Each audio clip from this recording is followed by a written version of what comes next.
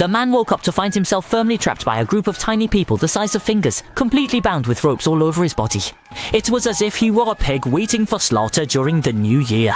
With a little effort, he easily pulled the stakes that bound him right out, scaring the little people around him into scattering. Jack thought it was all just a dream, so he tried closing his eyes to wake up from it.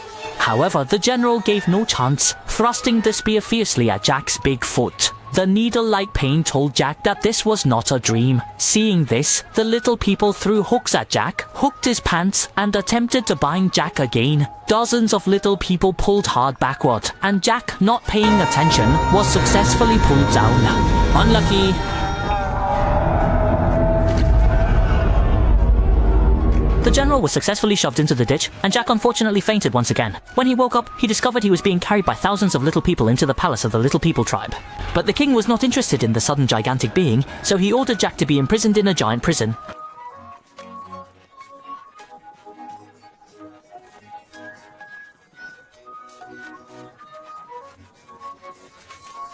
After learning about it, the general immediately grabbed Jack by the ear and quickly changed direction, racing towards the palace at lightning speed. Upon arriving at the palace, the general made Jack lie on the ground and then executed a beautiful backflip, perfectly, drew out his 10mm long greatsword to rescue the princess.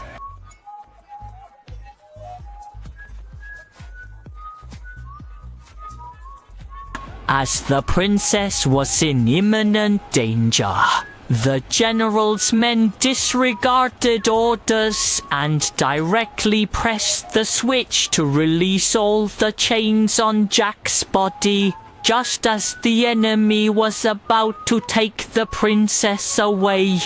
Just as the princess was about to express her gratitude to Jack, the palace alarm went off again.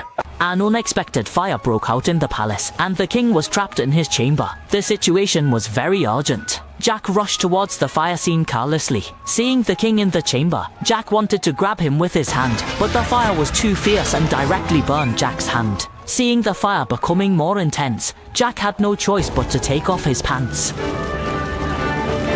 A stream of clear water poured onto the king like a silver dragon emerging from the sea, instantly drenching him thoroughly. Although this action was hard to watch, it fortunately had an immediate effect. The general saw this and intended to stop it, but Jack turned around and splashed the remaining water onto the general. The general was instantly enraged and ordered Jack's execution, and decided to build a seaside villa specifically for Jack based on his size.